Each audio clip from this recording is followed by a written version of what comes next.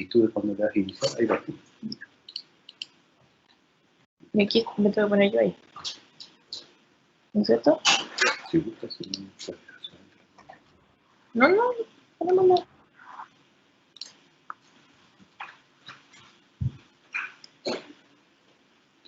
Hola a todos, ¿cómo están? Bienvenidos a este segundo día de Ludópolis. Ayer tuvimos una jornada maravillosa de principio a fin. Estamos súper contentos con el recuento de este primer día y hoy día quiero invitarlos a presenciar esta charla de René Romo, que él es productor asociado en Gámaga, que nos va a contar algunos tips muy interesantes sobre un tema que a todos obviamente nos atañe, que es la gestión adecuada de proyectos y de equipos de trabajo.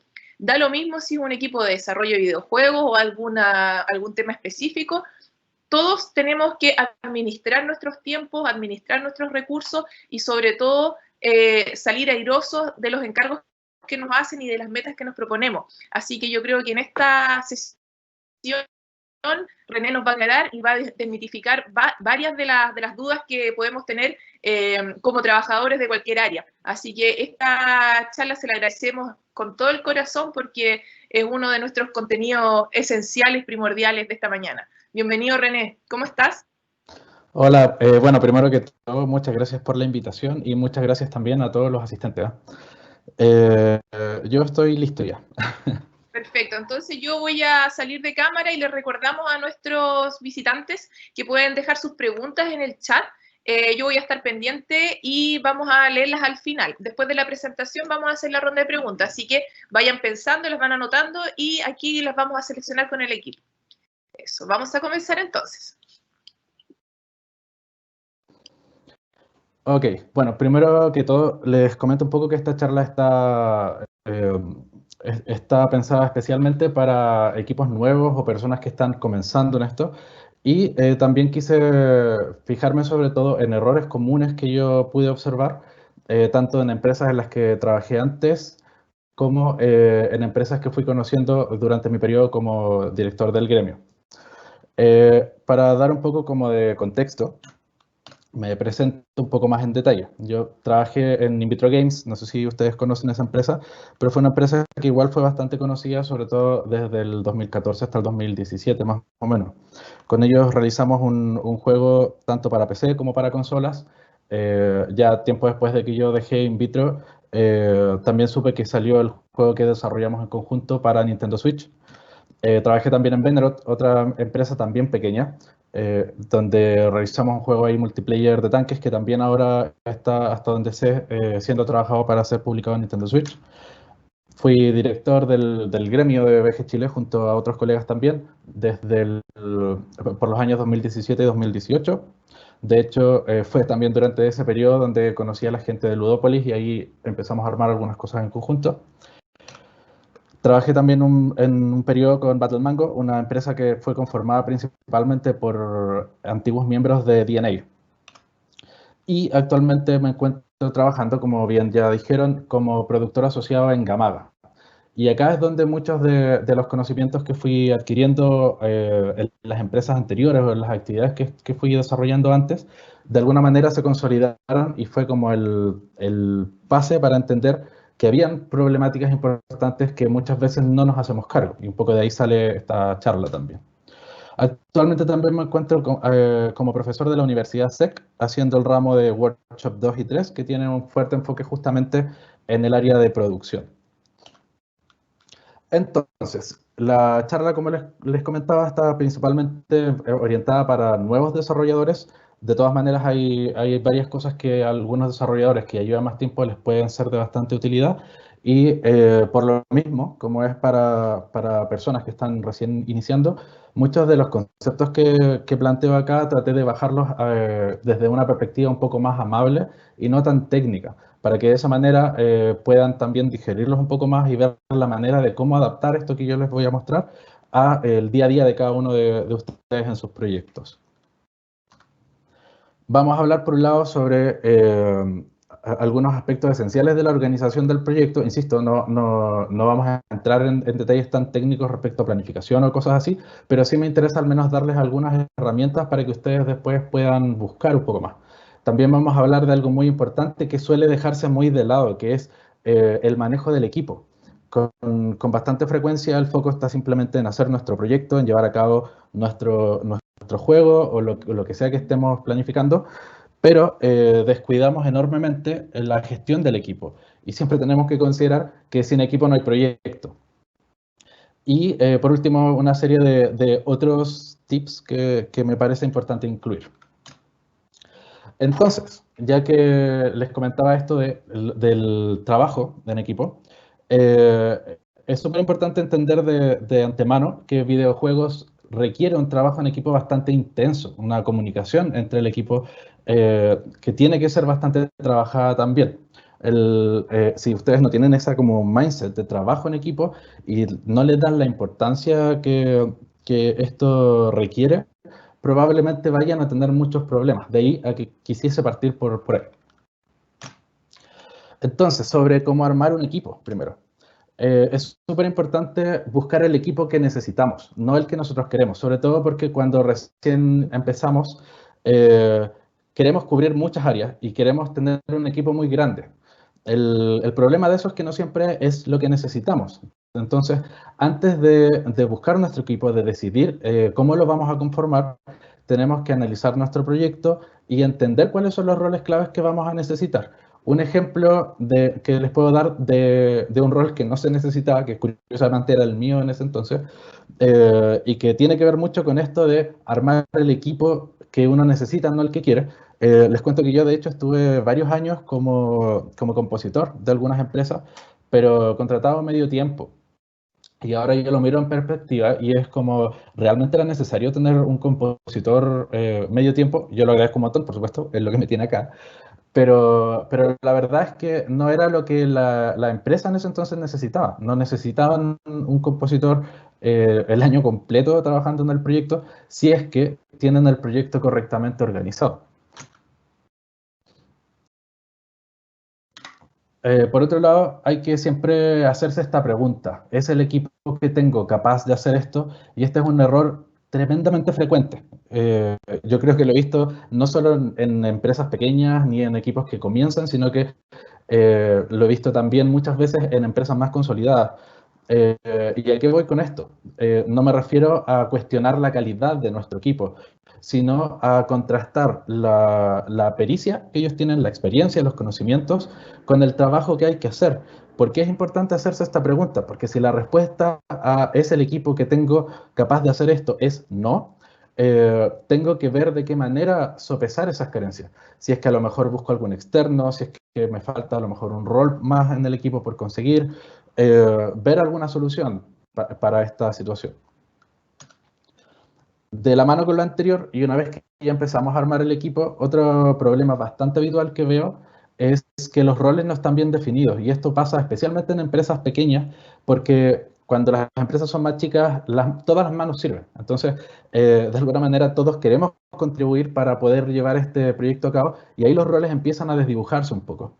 ¿Qué pasa con esto? Que la toma de decisiones, el que tiene que, en el fondo, definir si es que algo que se conversó queda o no queda, también se desdibuja. Entonces es súper importante que, independiente de que todos los miembros del equipo puedan aportar o quieran participar de las ideas, especialmente de diseño, los roles dentro estén bien claros para que, de ese modo, independiente de lo que se converse, las decisiones sobre diseño las tome el diseñador, las decisiones sobre la parte técnica la tomen los ingenieros y así sucesivamente. Después de todo, por algo armamos un equipo de diferentes profesionales para poder escucharlos y para poder, sobre todo, hacer uso de sus conocimientos. Si no les vamos a dar un rol acorde a lo que ellos saben, también estamos ahí cometiendo un error.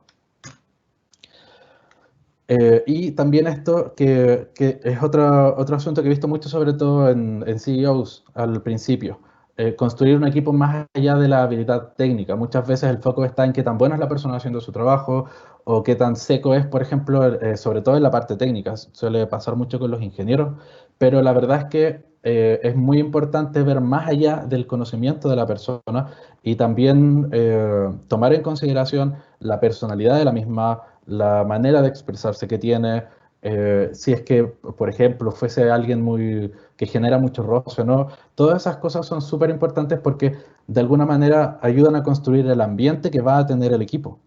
Y si ustedes no están en un ambiente grato de trabajo, especialmente en una industria como videojuegos que es bastante exigente y bastante estresante también a momentos, este tipo de despreocupaciones a la hora de seleccionar con quién vas a trabajar puede terminar trayendo consecuencias bastante importantes, porque la gente bajo presión, sobre todo antes de entregas o cosas así, también tiene un poco menos de control sobre cómo actúa.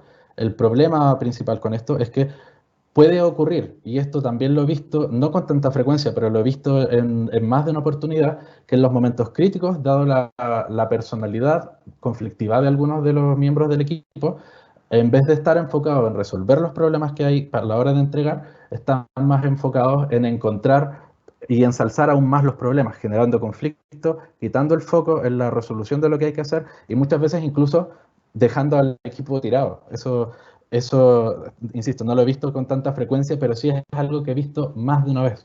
Recuerden que a la hora de construir un equipo, ustedes van a convivir mucho con esas personas diariamente y necesitan generar lazos estrechos.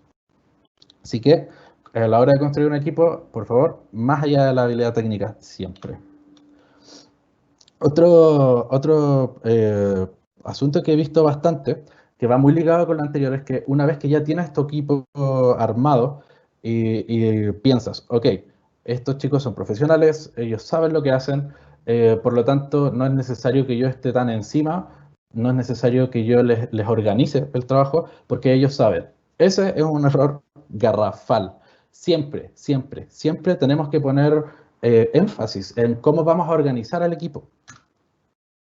Y por lo mismo hay que partir por asumir que aunque no tengas un productor, siempre hay alguien que produce. Cuando los equipos son chicos, suele ser el gestor de la idea o el gestor del proyecto, el que convoca al resto. En ocasiones también esta persona termina siendo o el game designer o el ingeniero a cargo o directamente el CEO. El punto es que si no asumen que esa persona o una persona va a tomar el rol de producción, va a haber de todas maneras alguien que lo va a llevar a cabo, pero no con el foco suficiente en ese rol. El gran problema de eso es que este rol de producción es un rol de servicio, es un rol que ayuda al equipo a organizar lo que tiene que hacer, a poner el plan en perspectiva, a dar visibilidad de dónde estamos, y todo eso también ayuda al equipo a sentirse más seguro, a trabajar mejor, a optimizar el tiempo.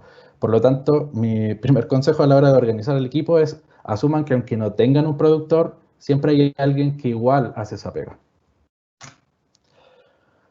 Por lo mismo, también entender que organizar las tareas del equipo es una tarea en sí misma, algo que yo vi muchísimo, muchísimo en empresas más pequeñas. Insisto, estoy apelando tanto a las empresas en las que trabajé antes como a las empresas que fui conociendo durante mi periodo como director de VG Chile. Toma tiempo esto, y lo que muchas veces veo es que simplemente el equipo más pequeño se reúne, conversan de lo que hay que hacer y cada uno se va a su computadora a trabajar. Pero ahí tampoco hay una clara definición de cómo comenzar. Esto lo vamos a ver más en la segunda parte de la charla cuando hablemos de la organización del proyecto. Pero es fundamental que alguien se dedique a organizar las tareas del equipo para que de esa manera el equipo no tenga que estar ni perdiendo el tiempo ni pensando en qué es lo que tengo que hacer, sino simplemente trabajar tranquilo en lo que tienen que hacer. Por lo anterior también, como les comentaba, dar visibilidad del plan al equipo es fundamental. Esto genera confianza también. De esa manera el equipo tiene un sentido de dirección, un sentido de rumbo. Y por supuesto, para dar visibilidad de un plan al equipo, tenemos que generar un plan, que es otra deficiencia de la que vamos a hablar más tarde, que también la he observado incluso en equipos con alta experiencia. Esto a lo mejor no se entiende tanto de buenas a primeras, pero es un poco cuando se habla también de la diferencia entre un jefe y un líder. Lo importante acá es poder de alguna manera lograr compartir la visión que uno tiene del proyecto con el equipo, que sientan casi el mismo entusiasmo que tú a la hora de comenzar este proyecto y llevarlo a término. ¿Por qué? Porque eso genera compromiso y no obligación. ¿Cuál es la importancia de esto?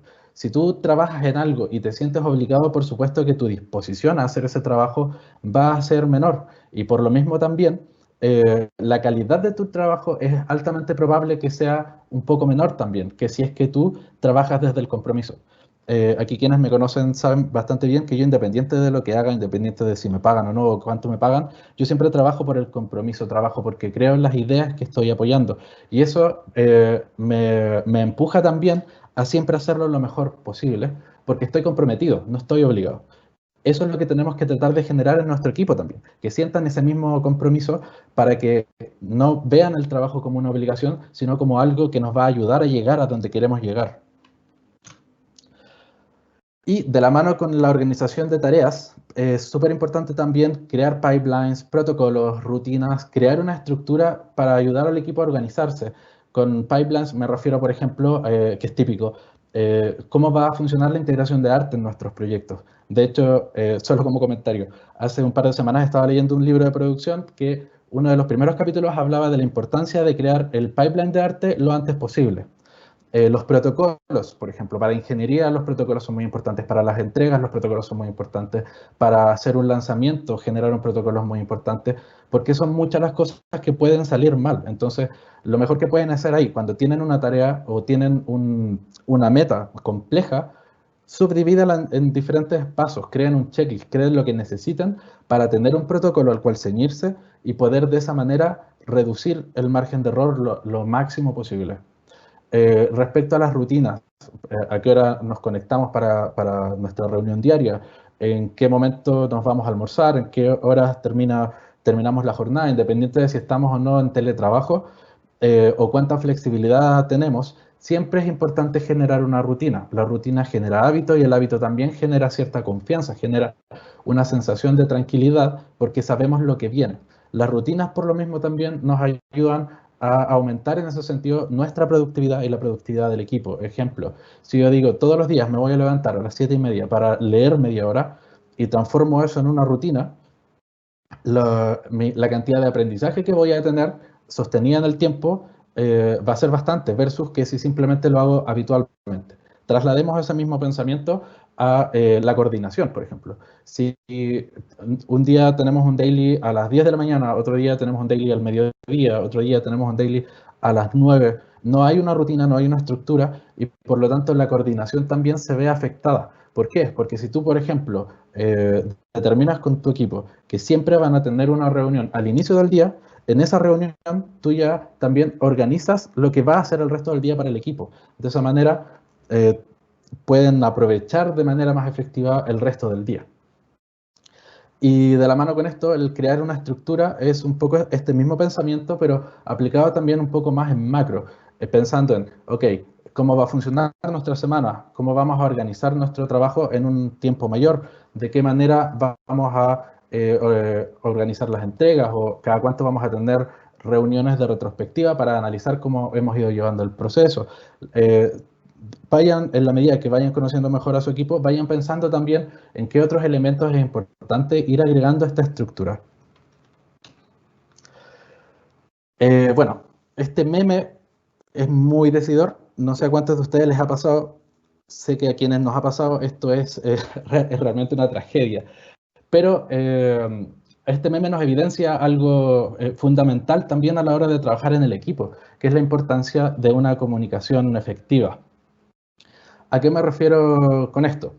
Nuestro cliente, si es que tenemos un cliente externo, por ejemplo, o si es que tenemos un cliente interno, que puede ser en este caso el gestor de la idea, nos va a tratar de explicar a su manera qué es lo que busca.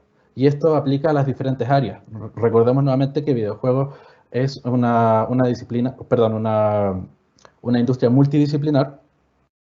Por lo tanto, cuando nosotros estamos pensando en nuestro juego, también en cierto modo tenemos algunas ideas de cómo queremos que se vea, cómo queremos que funcione la interfaz, cuál es el tipo de experiencia de usuario que estamos pensando. Y eso es lo que nosotros tratamos de describir y bajar al equipo. El problema es que lo que yo entiendo no es lo mismo que tú entiendes. Y ahí es donde se produce esto que estamos viendo, donde el requerimiento del cliente es más bien cercano a una tortuguita y el dibujo del final, que es lo que finalmente se implementa, no tiene mucho que ver. Por lo mismo, es tremendamente importante propiciar una buena comunicación. Hacerse siempre la pregunta después de una reunión, ¿estamos todos entendiendo lo mismo?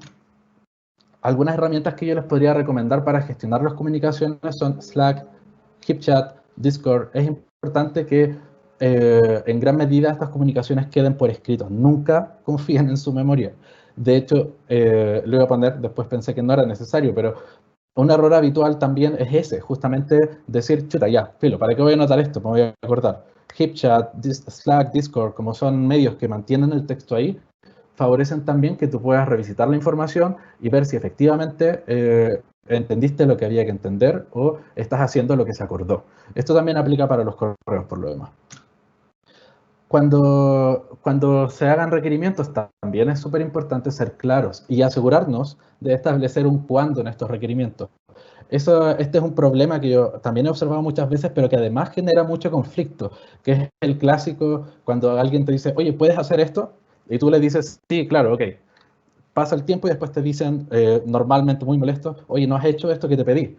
Bueno, no me dijiste para cuándo lo necesitabas, por lo tanto, yo, como persona que está haciendo tu requerimiento, no lo prioricé, no supe cómo priorizarlo, porque nunca hablamos de cuándo tú lo necesitabas. Por lo tanto, cada vez que les llegue un requerimiento a ustedes o que ustedes hagan un requerimiento, ambas partes tienen que estar preocupadas de que este requerimiento sea entendido por ambos, como ya hablamos al principio, pero además de establecer un deadline, cuándo vamos a entregar ese requerimiento. Un requerimiento sin fecha prácticamente es como no tener un requerimiento. Y esto aplica sobre todo a posiciones de liderazgo, pero la verdad es que favorece en general las buenas relaciones en un equipo. Responde los mensajes, responde los correos, pero no los responda 3 días después. El equipo necesita sentir que cuenta con cada uno de los miembros y para que eso ocurra, responder los mensajes a tiempo es fundamental. De otra manera, tú te vas a quedar con la sensación de que por mucho que le escribas a X persona, esa persona no te responde. Entonces simplemente dejas de escribirle. No queremos que pase eso. Necesitamos, insisto, propiciar una buena comunicación. Dicho sea de paso, la comunicación es uno de los aspectos más habituales de trabajar de manera consciente en cualquier equipo de trabajo, independiente del área. Como comentario, les cuento, yo también soy manager de una banda y el tema de la comunicación también es una preocupación constante ahí. En cualquier equipo de trabajo siempre hay que hacer un esfuerzo extra por mantener una buena comunicación. No es algo que simplemente vaya a pasar. Esta sección va especialmente a los líderes, ya sean CEOs, productores, lead de área, etc. Confía, respeta y guía. Escucha lo que tu equipo tiene que decir. Muchas veces tu equipo va a tener feedback hacia cómo tú estás haciendo las cosas y es muy importante escucharlos. ¿Por qué? Porque es muy probable que ellos tengan bastante razón sobre lo que tengan que decirte.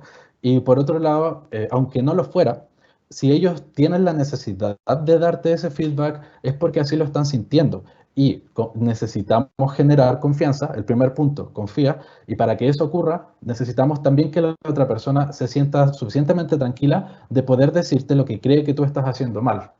Por otro lado, que también lo he visto muchísimo, cuando contratamos a un profesional lo contratamos por algo, lo contratamos porque sabe hacer su trabajo, por lo tanto tenemos que escucharlo respecto a lo que corresponde a su área. Esto, insisto, lo he visto muchísimas veces en muchísimas empresas de distintos tamaños, que es cuando quien está a cargo del proyecto, quien está a cargo de lo que hay que hacer, tiene una idea muy fija de lo que quiere y la contraparte técnica le dice, mira, yo sé que tú quieres eso, pero no es factible por una serie de razones, y la contraparte insiste, es como, ok, deja que el profesional te diga cómo tienes que hacer las cosas, porque, insisto, por algo lo contrataste. Como dato, cuando estuve trabajando como compositor, muchas veces me hacían corregir cosas musicales, es decir, micromanagement derechamente, y es como, ok, yo estudié música como 20 años, entonces algo de música debo saber como para poder entender que funciona mejor o no. Entonces, ojo con ese tipo de cosas porque también empiezan a generar distancia entre el equipo y ustedes como leads. como hablábamos, es importante construir confianza y la confianza se construye también con transparencia. Hay muchos de los puntos que ya topé, como por ejemplo el dar visibilidad, que tienen que ver con esto de la confianza. Lo importante es siempre hacernos nosotros la pregunta, ¿qué más podemos hacer para construir una confianza más sólida?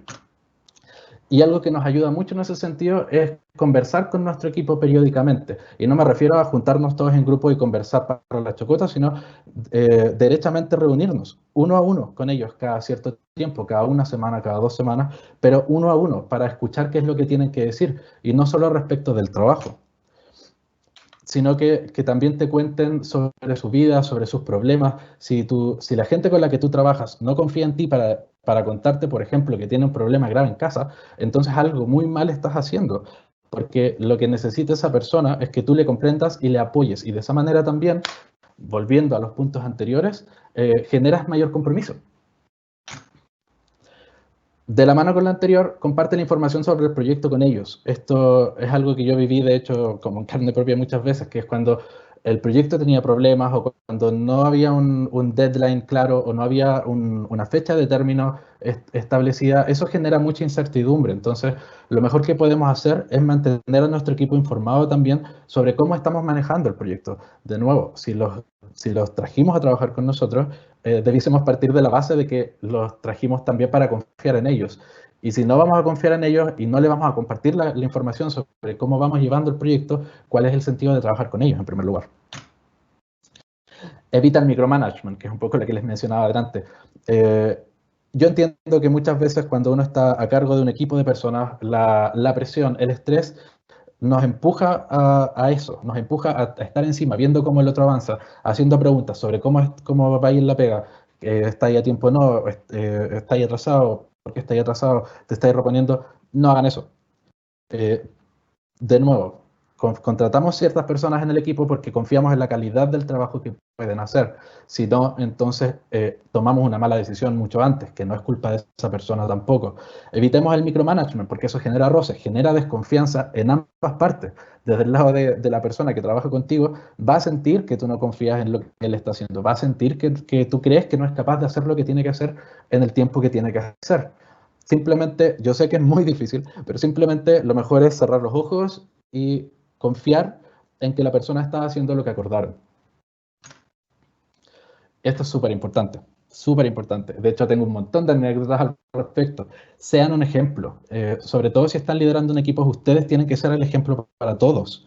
Recuerdo muchos años atrás, un equipo en el que trabajaba que se nos exigía mucha puntualidad, y se era bastante agresivo en la forma de exigir puntualidad. Sin embargo, la persona a cargo de abrir la oficina, que era la persona que nos exigía esta puntualidad de manera bastante agresiva, nunca llegaba a la hora. Entonces teníamos siempre a todo el equipo afuera esperando que abrieran la oficina, porque la persona que nos exigía ser puntual no era puntual. ¿Cuál es el problema de eso? Que tú empiezas de a poco a perder la confianza en esa persona, empiezas también de a poco a perder el respeto hacia esa persona y empiezas también a creer que la calidad de lo que él hace no es suficiente porque no es capaz de hacer lo que te está exigiendo a ti. Por lo tanto, cuando ustedes lideren un equipo de personas, siempre preocúpense de esto. Sean un ejemplo, no sean simplemente el típico jefe que mandonea a todo el mundo y porque tiene una posición más alta, se puede permitir ciertos lujos. Eso es fatal. Piensen siempre que, como ya les mencionaba, las posiciones de liderazgo, las posiciones de producción, etcétera, son posiciones de servicio al equipo, no son posiciones de jefaturas necesariamente. Ok, con esto ya pasamos a la segunda parte que tiene que ver más con la organización del proyecto en sí. Y esto es algo que recuerdo también haber visto muchísimas veces, que la persona a cargo del proyecto o el CEO o quien sea pide un estado del avance ahora, pero no hay planificación. Y si no hay planificación, ¿cómo podemos saber cuál es el verdadero estado del proyecto? Por lo tanto, y antes de meterme más de lleno en esto, quisiera como comentarles brevemente un esquema bastante habitual que vemos en cuanto a las etapas del desarrollo. No voy a entrar en detalle en cada una de ellas porque la charla no se trata de eso, pero sí establecer que al menos hay diferentes momentos de desarrollo. Normalmente el foco principal lo tenemos en producción y desarrollo, pero para llegar a ese punto necesitamos pasar por preproducción y para eso antes generar el concepto. El problema es que muchas veces los equipos parten directamente en producción sin haber pasado antes por preproducción y por lo tanto sin haber cumplido los hitos que se necesitan ahí. Entonces, ¿cuál es el plan? Ok, tenemos un plan, pero ¿definimos el alcance primero? Normalmente, cuando nosotros estamos comenzando, lo más probable es que ni siquiera sepamos qué significa definir el alcance. Si no definimos el alcance o scope, difícilmente podemos armar un plan. Entonces ya, definimos el alcance, actualizamos el plan, pero ¿definimos las tareas? De nuevo, ya hicimos la bajada hacia definir el alcance, generamos un plan, pero ¿cómo sabemos que ese plan va a funcionar si no hemos definido con detalle qué es lo que hay que hacer? O qué es lo que cada uno de nosotros tiene que hacer.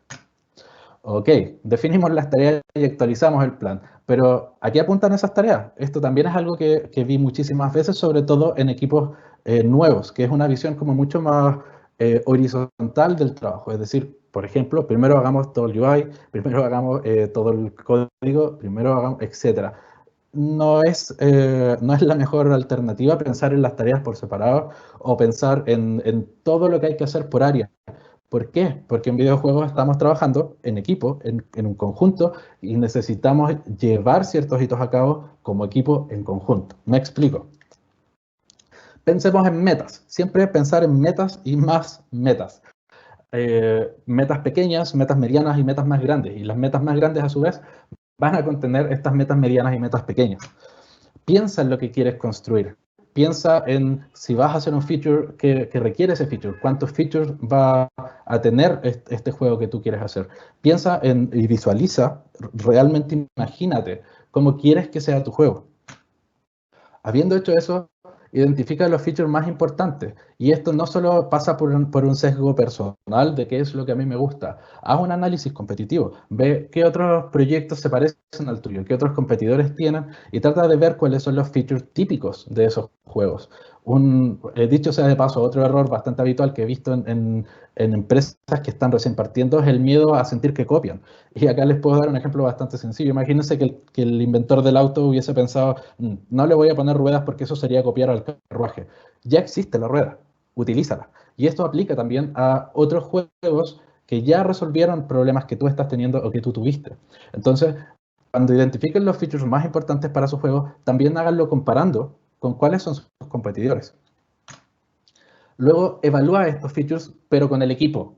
Ese es otro error súper habitual, que es que la persona que está a cargo de la planificación, que no tiene tanta experiencia, simplemente se sienta y empieza a escribir todos los features que piensa y al ojo los comillas pesa pensando en cuánto tiempo puede tomar más o menos, qué tan complejo puede ser, pero de nuevo, la persona que planifica no es la persona que sabe cómo funciona cada una de las partes que hay que hacer para llevar a cabo ese feature.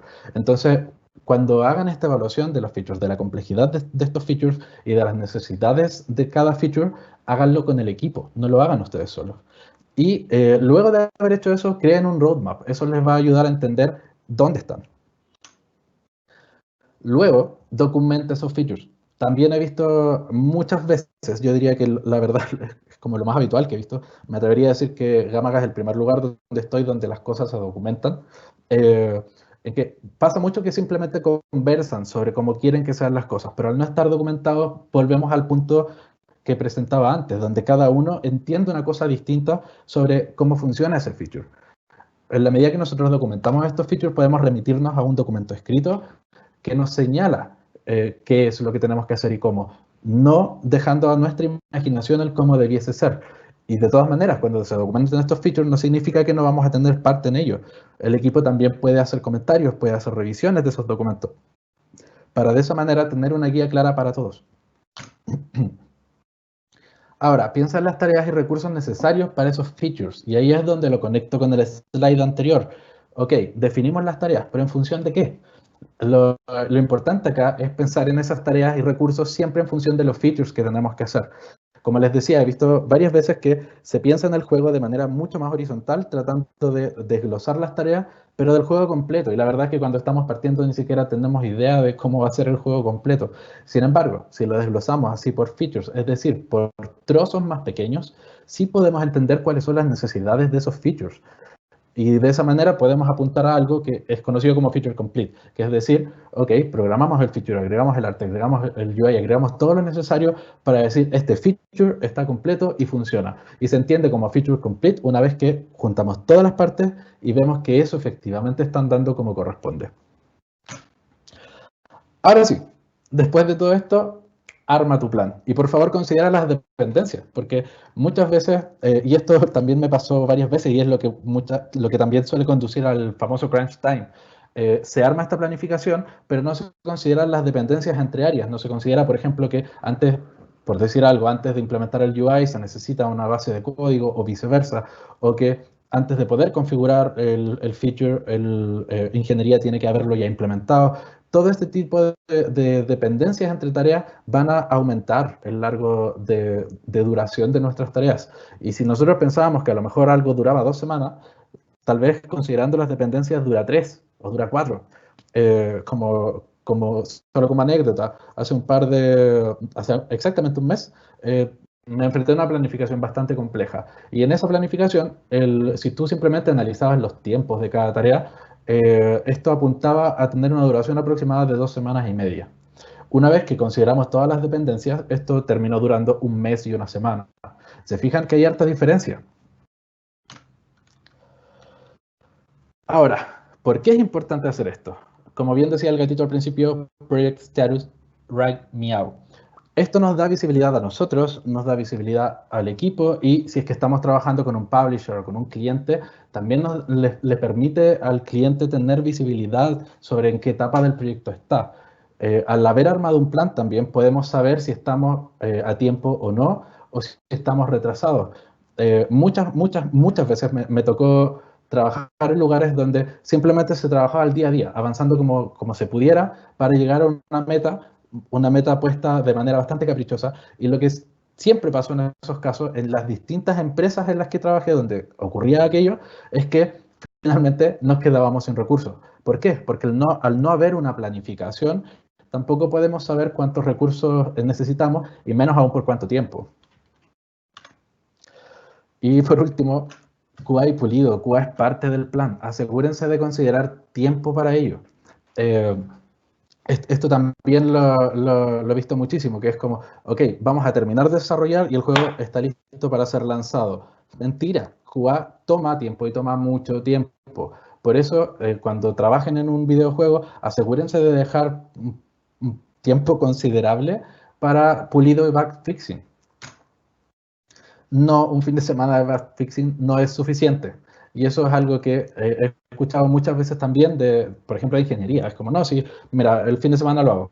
O no, si lo puedo hacer en un par de días. No lo pueden hacer en un par de días. Y ahí es súper importante también, como los bugs siempre van a existir muy rara vez. De hecho, yo no conozco ningún proyecto que no tenga bugs. Priorizarlos y saber cuáles atacar primero, cuáles son los más críticos y cuáles pueden simplemente quedar. Cuando uno publica un juego es bastante habitual que venga con bugs menores. Con respecto a organizar QA durante el desarrollo y antes de entregar o lanzar, QA no es solo algo que va al final. Cuando estamos trabajando en un feature, ese feature también necesita testeo, necesita ser revisado, necesita que busquemos derechamente cómo romperlo, para durante el desarrollo también ir minimizando lo más posible la cantidad de errores que puedan surgir hacia el final. También considerar tiempo para iterar y pulir. Nuevamente, muchas veces he visto como, ok, ya, terminamos el desarrollo, terminamos de programar, así que el juego está listo y lo vamos a lanzar. Y eso normalmente es un desastre. ¿Por qué es importante considerar este tiempo para iterar y pulir? Que puede ser por lo demás parte de la misma franja de tiempo de QA, ahí depende de las características del proyecto. Con pulido nos referimos a todo lo que pueda ayudar al jugador a sentir que el juego es más inmersivo o de mejor calidad o que te ayude a entender la metáfora del juego mucho mejor. Y por otro lado, con iterar me refiero a, ok, queremos pulir esto, vamos a probar esto, ¿cómo funciona? No me tinca tanto. Bueno, probemos con esto otro. Darse ese tiempo de pimponear para llegar a la solución adecuada, a la solución que estamos buscando. Esto es una recomendación más bien. supongamos que tenemos un juego muy pequeño o un prototipo que simplemente vamos a hacer en 4 sprints. Los sprints, como comentario simplemente, son ciclos cortos de desarrollo y dejamos esta última etapa, como yo les decía, de backfixing y pulido. Yo les recomiendo tratar de distribuir la mayor carga de trabajo al inicio. Traten de sacarse la mugre cuando parten el proyecto. ¿Por qué? Porque siempre va a haber una presión muy grande hacia el final. Y si le sumamos esa presión grande del final con trabajo pendiente, eso es la receta para el crunch time. La línea amarilla que ven acá es lo más habitual. Si nosotros apuntamos a hacer la línea verde, lo más probable es que nos pase lo de la línea amarilla, es decir, una carga más o menos uniforme en los primeros 3 sprints o los primeros cuartos del desarrollo para luego decaer, pero esto todavía nos permite tiempo de reacción. Si se fijan en ambos casos, como tanto en la línea verde como en la línea amarilla, como la cantidad de carga baja, eso también nos permite mayor tiempo de iteración, mayor tiempo para testear, mayor tiempo para reaccionar en caso de algún problema grave, porque recuerden, videojuegos, como cualquier software por lo demás, suele presentar problemas inciertos. Tú no puedes calcular a ciencia cierta siempre cuánto te va a tomar resolver un problema, especialmente bugs, y de ahí es que sea tan importante concentrar la mayor presión al inicio para tener mayor juego de piernas, por decirlo de alguna manera, mayor control hacia el final del desarrollo en la medida que también bajas la presión tuya y del equipo.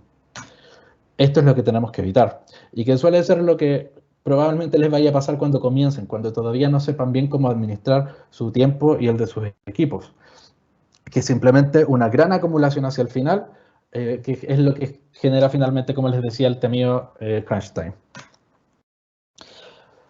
No se apuren porque estamos atrasados. Esta es una frase de un amigo, literalmente. Brian Salt es alguien que trabaja conmigo allá en Gamagal, el director creativo, y justamente esta semana de casualidad lanzó esta frase y me pareció muy, muy pertinente para la charla en este punto específico. ¿Por qué? Porque cuando ya estamos en esta situación de crunch time, nuestra mentalidad suele ser, ok, hagamos esto lo más rápido posible. Y además estamos en un momento de alta presión donde probablemente también estemos trabajando mucho tiempo, es decir, muchas recetas para cometer errores grandes. Entonces, lo mejor que podemos hacer en momentos de gran estrés y de gran carga de trabajo es todo lo contrario a apurarse. Sentarnos en paz, pensar que eso es lo que tenemos que hacer, tratar de organizar ese trabajo pendiente y hacerlo tranquilo. Porque si lo hacemos apurado, vamos a propiciar mucho más el cometer errores y esos errores es probable que nos peguen mucho más duro una vez lanzado el juego.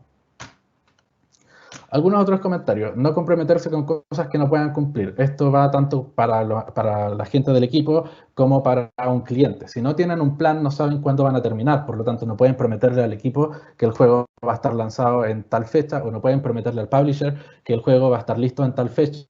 Esto yo lo he visto tantas veces que no sé de qué otra manera más explicar lo importante que es. ¿Por qué? Porque al final lo que termina pasando cuando no hay un plan es que los compromisos de fechas de entrega son más bien antojadizos, más bien caprichosos. Y eso nuevamente es receta para crunch time. Documenta los procesos, los protocolos, los diseños, etc. Ten un documento al que remitirte. La memoria es frágil, entonces tal vez tú te sabes ahora de memoria todos los pasos para hacer una publicación en el store que sea, pero luego empiezas otro ciclo de desarrollo y ya probablemente no vas a saber, que no te pille desprevenido. Ya lo hiciste una vez, no necesitas volver a aprender a hacerlo. Documéntalo y luego simplemente sigue ese documento. Además, esto te permite poder delegar eso a otras personas. Si lo tienes documentado, cualquiera puede hacerlo. Mide el tiempo que dedicas efectivamente a tu proyecto. Personalmente, yo lo adopté por uno de los lugares donde trabajo, pero yo lo seguí utilizando, que es trabajar con cronómetro. Y ahí uno empieza a darse cuenta todo el tiempo muerto que uno tiene viendo redes sociales, chateando por WhatsApp, viendo el Instagram. Si nosotros medimos el tiempo que efectivamente dedicamos a nuestro proyecto, nos vamos a dar cuenta que ese tremendo cansancio que sentimos el día a día por estar trabajando, no necesariamente es porque estuvimos trabajando, sino más bien porque estuvimos sentados frente al computador, muchas veces haciendo cualquier cosa menos trabajar. Van a fallar, y está bien. Lo importante es no fracasar. ¿A qué me refiero con esto? Mira, me atrevería a decir que videojuegos es una industria que trata sobre fallar. ¿Por qué? Porque si nosotros vemos la cantidad de publicaciones que hay versus los éxitos que hay, la verdad es que los éxitos son un porcentaje bastante menor. Pero no se compliquen con eso, estamos aprendiendo y eso es lo importante. Fallen, aprendan de esa falla, documenten esa falla y luego continúen adelante. Eventualmente lo van a lograr, pero no se queden simplemente con la primera falla, porque especialmente en su primer proyecto lo más probable es que les vaya mal. Algunas herramientas que les puedo recomendar: Streak para la gestión del correo, es un plugin que tú puedes poner en Gmail y te permite generar pipelines, a propósito de la importancia de los pipelines que comentábamos, dentro de tu mismo correo, sin salir de Gmail. Eso te permite, por ejemplo, tener tus correos en distintos estados, saber en qué estado de conversación está una negociación solo en el correo. Utilicen Trello también si es que quieren utilizar herramientas gratuitas o no tienen fondos para pagar herramientas más complejas. Trello es una herramienta bastante simple de gestión de trabajo. Trello, si recuerdo bien, funciona más bien como Kanban, pero aún así es una herramienta tremendamente potente, y tanto para la gestión del equipo como para su gestión personal. No porque estén planificando un proyecto significa que no tienen que planificar su propio trabajo. Trello ayuda mucho en ese sentido. Slack es mi favorita respecto al uso de comunicaciones, como ya les mencionaba varias otras herramientas de comunicación, pero Slack tiene mucha interconexión con Trello, con Gmail, etc. Por eso a mí me gusta mucho. Y por último les dejo mis contactos. Espero que les haya gustado la charla.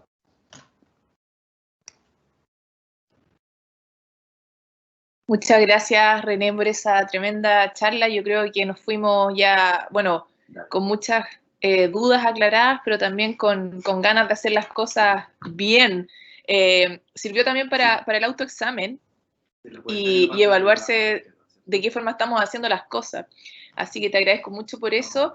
Tenemos una muy buena asistencia, estamos ahí viendo la cantidad de gente y el nivel de permanencia también, estaban todos como súper pegados escuchándote. De hecho, entraba gente y no se iba nadie, y eso es muy bueno. Así que felicitaciones por esa tremenda intervención que acabas de hacer. Sabes que llegaron algunas preguntas de nuestro público y te las quiero compartir para que las vayamos respondiendo, ¿te parece? Ok. Mira, aquí la primera pregunta de Leo Muñoz dice lo siguiente. Hola René, gracias por esta instancia. Quería saber qué opinas sobre tener personas en el equipo que se desempeñen en más de un rol, pensando en equipos pequeños con recursos limitados. Ejemplo, diseñador de sonido y compositor. Como les mencionaba, lo importante es definir con claridad ese rol. Y si, por ejemplo, definen que una persona va a tener 2 o 3 roles, que se da mucho cuando las empresas son pequeñas, respetar esos roles. Es decir, las decisiones, por lo tanto, de sonido y música en este caso, que sean de la persona encargada de sonido y música y no de la persona encargada de arte. Eso pasa mucho y pasa sobre todo cuando los equipos son pequeños, porque hay una relación mucho más horizontal. Así que no creo que sea un problema mientras los roles estén bien definidos. Perfecto. Y hay otra pregunta que dice, ¿cuál es el nombre del rol de la persona que se encarga de organizar las tareas del equipo? Productora, organizadora, en español, por favor. Mira, yo lo he visto tanto como project manager y como productor. En mi caso, de hecho, esta charla un poco trata de lo que me toca hacer un poco en el día a día. Y una de las labores de nosotros, ya sea del área de producción, porque a veces también lo hace un asistente de producción, es justamente el entregar el quehacer de la manera como más sencilla posible al equipo. Es decir, el productor o el asistente de producción o el área de producción más bien, organiza las tareas del equipo en función de las metas que hay que lograr. Si estamos trabajando en un feature, nuevamente armamos este plan, revisamos las dependencias y con eso podemos también determinar las prioridades de esas tareas. El equipo solo necesita entender cuál es el requerimiento y qué prioridad tiene el requerimiento. Si nosotros coordinamos eso bien, entonces lo más probable es que podamos tener este feature completo a tiempo, sin bloqueos. Y eso es un rol del productor. Así es, o sea, es también como una punta de lanza, una cabeza de tribu, digamos, el productor, y tiene que estar también siempre muy atento. Y también yo rescato algo que tú decías sobre el laissez-faire, que es tan común, eso de dejar o confiar en que la gente va a hacer su trabajo por temor a no presionar o a sentir que o hacer sentir al resto de que los estás mandando, que los estás explotando, ¿no es cierto? Que, sobre todo cuando estamos partiendo estamos con esos resguardos y es muy frecuente que los equipos fracasen por falta de comunicación. Entonces esas son las líneas vitales, yo creo, dentro de la conformación de cualquier proyecto, o sea, mantener los roles súper definidos, la comunicación también eficiente y mantener obviamente los márgenes de las relaciones y digamos, las competencias definidas y también las obligaciones de cada cargo. Eso es muy, muy importante. Sí, de hecho, para complementar un poco lo que dices, ahí hay una línea muy delgada entre, comillas, empujar a que el trabajo que se haga y hacer micromanagement, que es lo que les decía que tenemos que evitar. Pero también tenemos que empujar a que las cosas se hagan. ¿Cómo podemos generar de una manera más constructiva lo que necesitamos? Justamente conversando, si al final todo se reduce a una buena comunicación. A la hora de definir las tareas que hay que hacer, de nuevo, háganlo con el equipo. Así tampoco se va a sentir como una imposición de yo voy y te digo, mira, tienes que hacer esto. No, porque lo vamos a haber conversado y el equipo me va a haber ayudado a mí a determinar qué es lo necesario para llevar a cabo este feature, por ejemplo. Así es. Oye, quiero leer otra, que no es una pregunta, es un saludo, René, de Judith. Dice, disculpen, no es pregunta, pero quería decir que felicidades, René, te salió excelente, eres un crack. Muchas gracias. Voy a leer otra pregunta de Daniel. Dice, interesante lo del crunch time. Últimamente se ha visto bastante en grandes empresas de videojuegos lo criticado que ha sido por ello. Ahora, para la salida de Cyberpunk 2077, se dio a conocer el crunch por parte de la empresa. Como un comentario. Sí, ahí, de hecho, eso me recuerda a algo que me hubiese gustado mencionar, así que muchas gracias por el comentario, que es que especialmente en empresas nuevas a veces se romantiza muchísimo el crunch time.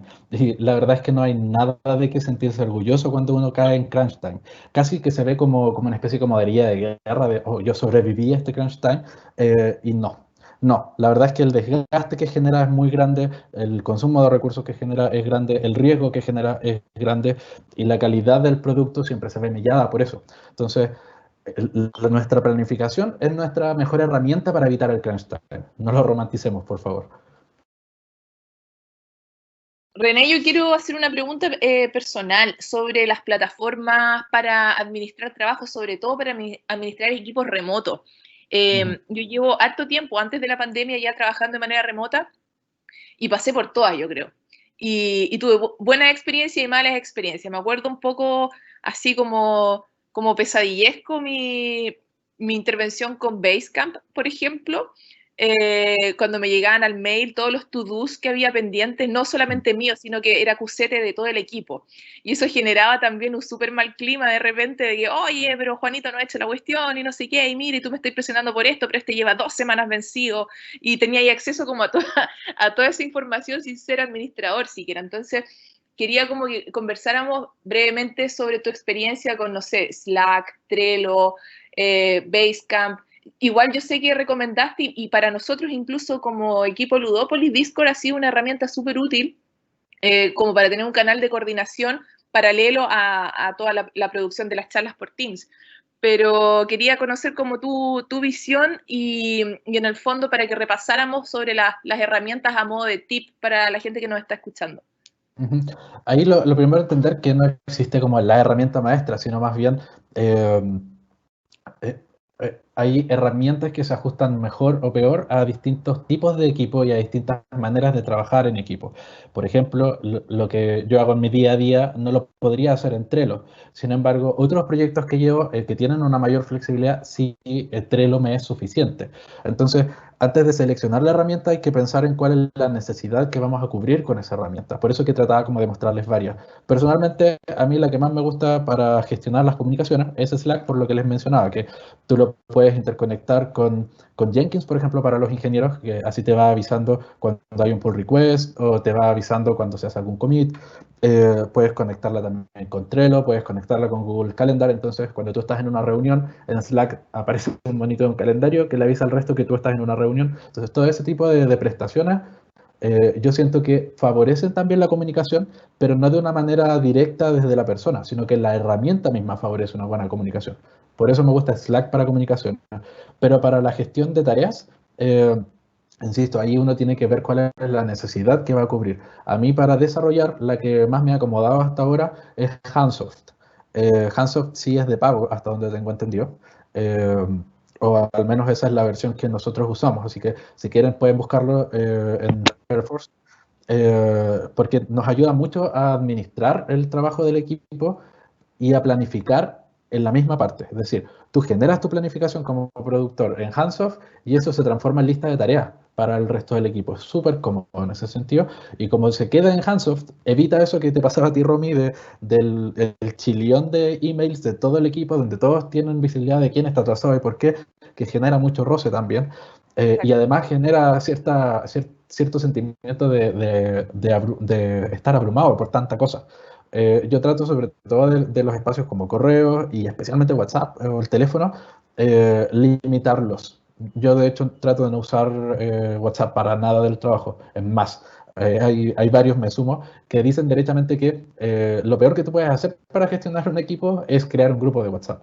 Usan Slack, así también respetan el espacio personal de las personas con las que trabajan. No hay nada más desagradable que estar ya en tu tiempo personal y que te llegue un mensaje de WhatsApp de trabajo. Afortunadamente eso a nosotros no nos pasa, nosotros tenemos mucho cuidado con eso, pero es una gran recomendación que les haría también.